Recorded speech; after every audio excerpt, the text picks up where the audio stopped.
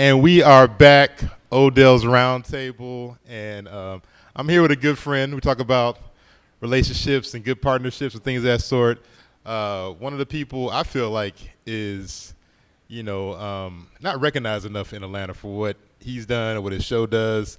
I have Gerald here from the Remix 89.3, and the reason I say that is because if you know anybody pretty much underground and even popular artists, Gerald has opened his platform up, similar to what I've done here with Odell's Roundtable. Actually, some of the ideas and things I've gotten from being around Gerald and the Remix, because he makes it a point where, like, I'm going to open my platform up. I'm going to bring people in, let them show their platform, their audience. We'll share audiences together, to spread all the love around. So I'm so happy and pleased to have Gerald with me here. What's going on, G? Oh, man, it's a pleasure to be here. Yeah, definitely. Man. So, and the words are too kind. I didn't even know that. So. Well, no, because here at the round table, like I said, we talk about relationships, and as we just got through talking with Lola, it was talking about all kind of stuff, right? Right. But also, too, we talk about, like, business and just life relationships, and I think that far too often, there are some people who are too cool for school. What I mean by that, they don't want, if you don't have a certain kind of following or something, they don't want to even talk to you. I mean, I've seen Gerald, literally, we've been at talent shows or something like that, and if Gerald likes a person, Gerald will walk up to him and say, "Hey, man, you want to be on my show?" And I've literally seen this happen, whereas some people are like, "Well, hey, you gotta let me check this person out. Do you know who I am?" type thing. You never, like, where did that come from? Like, you just opening your platform like that. That came from me being an artist. Long time ago. I used to be an artist, and I was looking for those type of platforms. And there was one guy in Chicago. I remember at the time I was doing hip hop. I was going around handing out my CDs to all the major FM stations. Okay. And there was two incidents. One, I remember, it was actually the program director, which it never happens nowadays. Yeah, wow. WGCI, I think it is, the main one. I actually walked in with my CD, didn't have an appointment, and said, "I'd like to talk to her," and I can't remember his name now, but I just mentioned his name. Yeah. He actually called me back to the office, listened to my music right there, and then gave me constructive criticism, which you really don't hear of nowadays, especially at the equivalent of like V103 here. Yeah. And, he didn't tear it down, but he was like, "Listen to yours, and then listen to this one, and you can tell the difference." And I can't even get this one on the air. So he gave you, like, honest feedback right there on the spot. Right there on the spot. And so that always stuck with me. And then there was another station, hip-hop station, and they're not on the air at the time, and the guy actually let us get on, and we played our music or whatever the case was. And it was those type of things that stuck with me that made me realize that once I got that opportunity to give other people a platform, I needed to have an open door and allow them that opportunity to shine, because, we are a stepping stone. People will go on to do greater things, but we can help refine them before they get there. Wow. That's heavy, because the reality is that a lot of people just want a chance. A lot of people just want a voice. And that's the most frustrating part, is that not having a voice, right? Like, not being able to just, because it's not a guarantee that whatever your record is or whatever you want to do, your podcast, whatever, that it's going to just blow. But at the same time, if you're not even getting a chance to even expose it to people. Man, you don't know how many times people have told me after the interview, "Man, this was my first radio interview." I couldn't tell, but it was like, wow, it meant so much to them that they were actually on the radio, and I'm pretty sure they were able to take what they did there and refine it, get it better, and then go on to the next interview. So that's what it's all about. Well, I'll say this, too. I think if people say that about your interviews, and if you've never checked Gerald out and the Remix, make sure you check them out. Every Friday, 3 a.m. to 6 a.m.? Yep, 3 a.m. to 6 a.m., Friday night / Saturday morning. You can go to atlremix.com and get more information about the show. And the reason I say that is because I've seen Gerald interview well-known people to people who literally, like you said, they're walking in, it's their first interview, but you don't change it up. You give that same kind of energy. Rest in peace to Fife. I've seen Fife being there in the studio. You give the same kind of energy to a legend like Fife that you'll give to a 16 or 17-year-old rapper that's coming in there with his moms and everything, and this is his first time.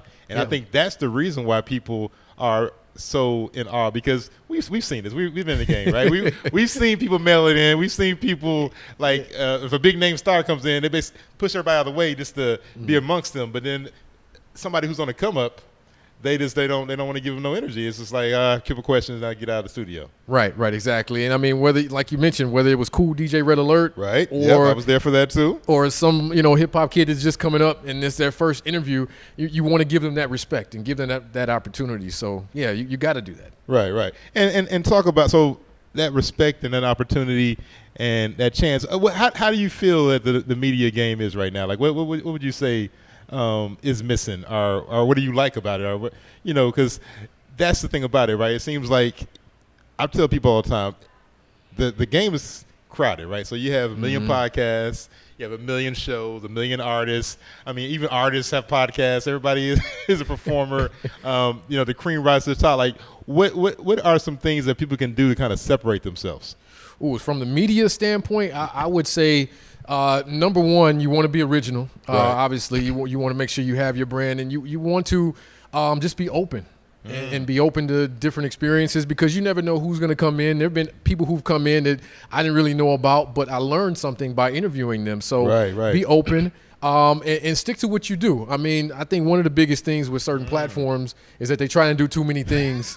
But if that's your lane, master your lane and do your thing. So from that standpoint, that's what I would suggest. Well, and that's a great point too, because I know, shout out to my brother Jay Forrest, he would always tell me, when we're doing things, and he was like, "Hey, Odell, you have to do it your way, but just find a way it works." He's like, "No, you can't do it. You be a part of something, but do it in your lane and find your voice. And it might not pick up as quick as other people, but that consistency too, because that's another thing as well, is that you are one of the most consistent people, I will say, as far as like with the shows and everything like that. I mean, I know Big D and them sometimes get on you about uploading the shows, but you are very consistent. I mean, you're celebrated with like 17 years now? Oh, man, we are coming up on we just celebrated our 15th anniversary. 15th, yeah. 15th anniversary on WRFG. And at the same time slot, same time. Wow. 15 years. 15 years. So. And so when you think about, like, who are some of the people you think that, like some of the, you met, and then it went on to do some things, and you're like, whoa, well, you've met them, you didn't even know. Because I think, to me, one of the things that always sticks out is that Dead End Hip Hop. I want to say, was it on your show or was it our show? I met the guys from Dead End Hip Hop, and I was just sitting in the studio, and I didn't even know who the guys were.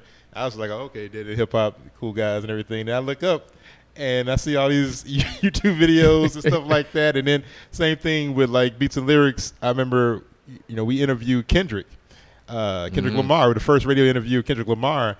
And when we interviewed Kendrick, he was just a mixtape dude out of L.A., right? Mixtape guy out of L.A. He's had a couple of mixtapes. It's all good. Next thing you know, next year he's selling out music in Midtown. Right. Yeah. Talk about some of those instances where you've seen things like that. Oh, man, there's been a few that I can think of offhand. Scotty ATL is one that comes to mind. Scotty ATL is doing a lot of big things. He got his song Ratchet is all over the place. He came through, and at the time he was just dropping mixtape. That's true. And that was just it. And so really proud to see where he's grown from this point. Right. There was a singing group that came in, Final Draft. They could blow. Like, they were like Boys to Men could blow. Right. And they came in and really tore it down, and now they on CBS and doing things, network TV, stuff like that. Wow. So it really is proud to see those type of things. And the other part for me that really gives me joy, going back to the relationships, is whenever we invite people in, a lot of times we'll invite in 2 or 3 different guests. Right, that's true. That way we can have them networking and they go off and do things. So there have been several instances where we've had artists come in, kind of like Four Eyes and Kaus. Well, they were already together. They were already. But Head Crack and stuff. Head Crack. But there was other artists that came in and they actually met on our show, and then they went off and did a song afterwards. And I was like, wait a minute. Did y'all know each other before that? They were like, no, we met on your show. Yeah. So it's those relationships, and I really, really, really encourage people when they come through, talk to the people that you're sitting around with, because who knows what that'll go to. Well, and that's true too. I always try to foster that as well, and I credit J Force for that too, because every time if you come in the studio, you make sure you introduce yourself, you speak to everybody in the studio, shake hands, make sure, hey, this person does video, this person's a singer, this person's that, because like you said, you can go on to foster other things. Right. Open door policy, man. So tell them about the show and how they can reach you and get in contact with you. Was every Friday night, 3 a.m. to 6 a.m., Friday night / Saturday morning on WRFG 89.3 FM. We also broadcast through our mobile app, which you can download in the App Store, Google Play, Amazon, wherever you download your apps. Just search for ATL Remix, all one word, ATL Remix. And you can also go to atlremix.com. So if you want to go on the app, you can get other things too, like you can get exclusive mixes from DJ Yogi. Right. Shout out to Yogi. Shout out the team. Shout out the whole team. Big D, Tierra, and Brittany. That's the squad for the remix. The 5 of us come together, and you can get a bunch of behind the scenes videos and photos in the app. So make sure you go and download that. But just in general, every Friday night, 3 a.m. to 6 a.m. and atlremix.com is where you can get more info. atlremix.com. And if you're an artist out there, definitely check it out. You can send us your music. Just make sure it's clean and it's radio ready. And we'll take a listen to it. And if you send a bio with it and we like it, we might invite you in. They might invite you to the studio. Yeah. So what would be the last thing if you had to leave some people with just some tips out here, because some people are out here still trying to network. Some people out here just trying to figure out that first step, because that's another thing with Gerald too. If you go out with Gerald, let me tell you something right. like Gerald's not going to sit around and be no wallflower. Like Gerald's going to literally walk into the spot and be like, "Hey, how you doing? My name's Gerald." You're going to go around. You're going to meet people, and that's. I mean, sometimes I'm in that mode, but sometimes I'm not. I've never seen you just kind of like sit there and chill. Like you're always out there like promoting. You've even at times reminded me like, "Hey, Odell, go promote your show. Go promote your podcast." Yeah. The biggest piece of advice I would give, and this kind of goes back to my experience at conferences, but it's not just for conferences, but also for any type of event where if you're in the green room or you're at a party, a lounge, whatever the case is, it's better to make one meaningful connection than to just give your card out to everybody. Talk about it. If you just focused on a few people and said, hey, I just want to talk with them, especially if you're an artist and you're trying to get your music played and you handing out your download cards or even your CDs if you still got CDs, it'd be much better to build with a couple of people and really, really get to know them than to just hand it out to everybody that no one really still knows you. So that would be my piece of advice. No matter where you are, it'd be better to network and concentrate on a few meaningful relationships than to just spread it around to everybody and no one still knows you. And see, that almost is like the mirror image of the show last week where I was talking about going out here instead of just running around passing out cards, like get some meaningful relationships, really talk to some people, foster something. That's a great piece of advice to give people, G. And how can they follow you on Instagram or on Twitter and all that kind of stuff? Everything is ATL Remix, just like the domain, atlremix.com, Instagram, YouTube, Twitter, Facebook. ATL Remix is where you can find out all the information and everything on social media. Man, Gerald, I appreciate you stopping by the show today. I mean, it's like family because it's so funny because he's on the opposite side. Like, yeah, usually I'm doing the interviewing, so yeah, it's good. It's a little different. It was a chance for you to sit back and get interviewed and whatnot. Yeah, but it's fun though. I appreciate you inviting me in through. Nah, not a problem. Like I said, check this brother out. Check out the remix. The whole team: Yogi, Big D, Brittany, Tierra, all good people.